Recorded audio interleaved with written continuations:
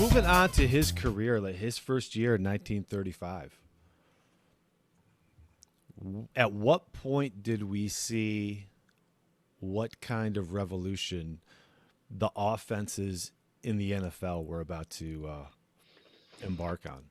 Yeah, and I think that a couple of things there. I guess Hutson's second game. So again, this is another one of those often misquoted stories, myths, whatever word that you want to use.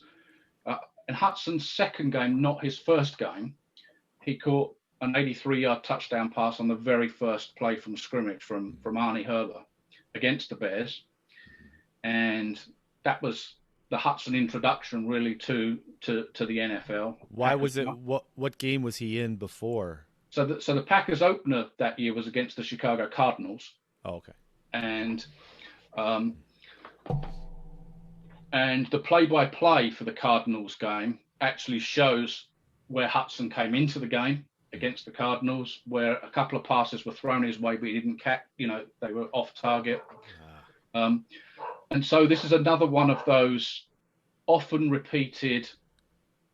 I don't think this one is so much a myth as it's just it was been printed once that it was his first game, and then you can see that it's been repeated over the years. Mm-hmm. But yeah, it's actually his second game. Caught that 83-yarder on the very first play from scrimmage from Arnie Herber, and welcome to the NFL. Amazing. Amazing. Well, it's funny how they can change the storyline back then. Right now you never get away with that with Google, but back then you just had to. And I think that.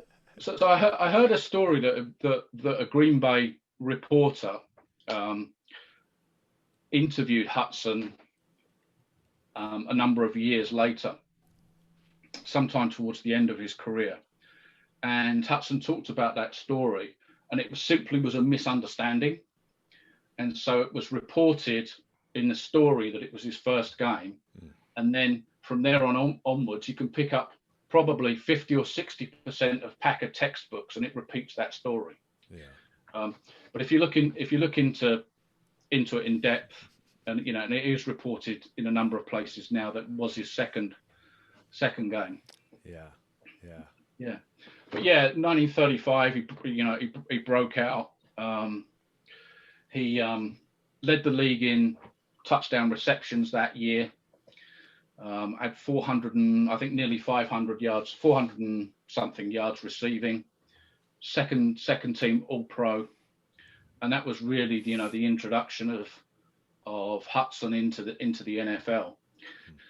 And what's always been interesting to me and kind of disappointing to me is that if you look at general football history, people tend to think of the start of the passing game as when Sammy Barr came out of TCU and went to the Redskins. And you can even pick up, official NFL videos and stuff, and they talk about, the start of the passing game, and it's always Slinging Sam. Mm-hmm. Well, that's a few years after Hutson came out of college. It's a few years after Arnie Herber was passing for a lot of yards comparatively in those days in the early 30s. Mm-hmm. And I think that the story really is pushed towards it being Slinging Sam and whatever, because he played in the nation's capital. Yeah. And so it got a lot more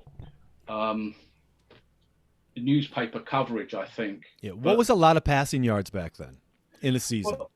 Well, I think if you look at the end of towards the end of Hutson's career, so 1942 is the year, the big year, big MVP year. And Cecil Isbell became the first 2,000-yard passer in that season. So if you think 2,000 yards in 1942, you're in the less than 2,000 yards in the 1930s. You're in the thousands. Yeah. 1,000 and something. Yeah. And at some point early in the 30s, and I can't remember the exact year, Arnie Herber became the league's first 1,000-yard passer. So it was 1,000 and then became 2,000 in 1942.